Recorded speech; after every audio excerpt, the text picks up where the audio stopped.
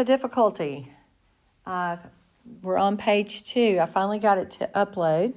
So let's continue with our lesson with the examples. Now, we need to have it, we do have it, our x and our y values together.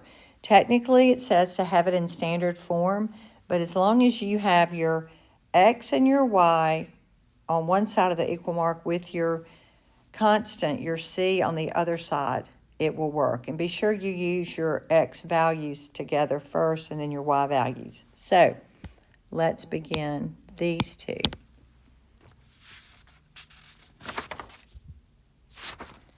All right, so 2 and 7, we could make those into 14, but notice that the y coefficients are 15 and 5. So we could make the second equation become a negative 15. We're going to multiply the entire equation by 3. So I'm going to rewrite the first equation just to have it lined up and ready to go with the second one.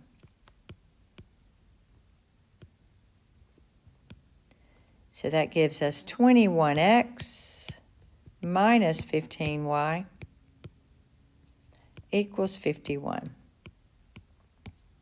And then we add. So our x's, we will end up with 19x.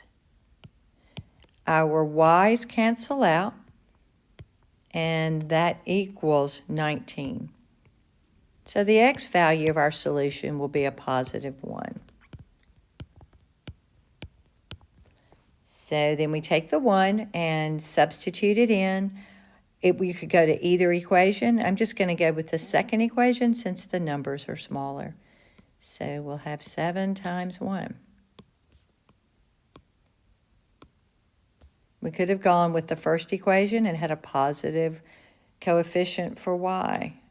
So either one would offer us a good situation.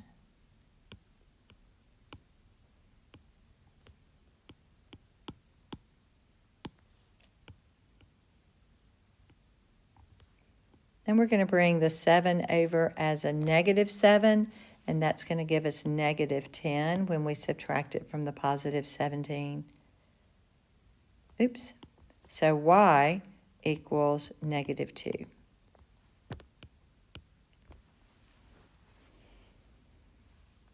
All right, let's move to the second equation, or our fourth example, second set on the back. Notice this is not quite scientific notation. I am going to at least put the x and the y values in the right order.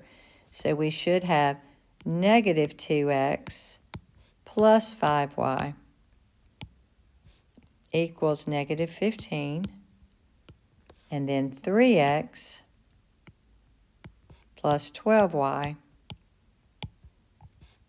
equals 3. It doesn't really matter. It'll work out, but I just want you to always be conscious that it needs to be in standard form.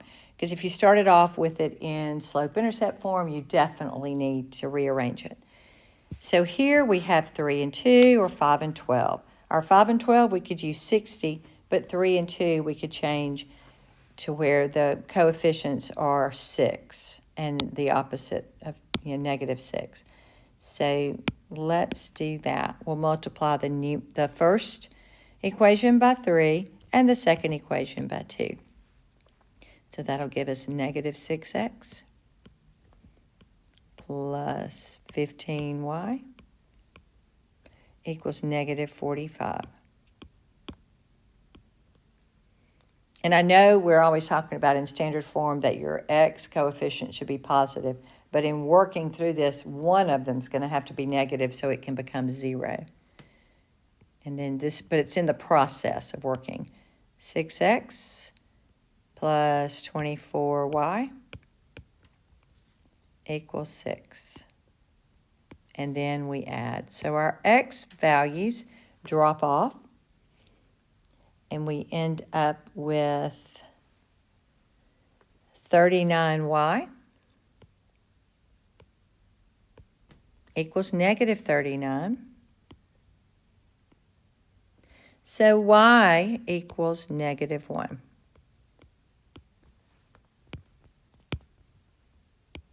So we're going to take our -1 and go substitute it back into one of our original equations.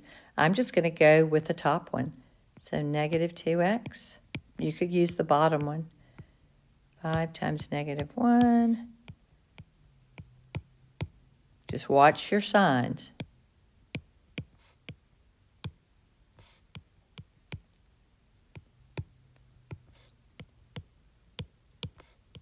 So -2x equals -10. So x equals a +5.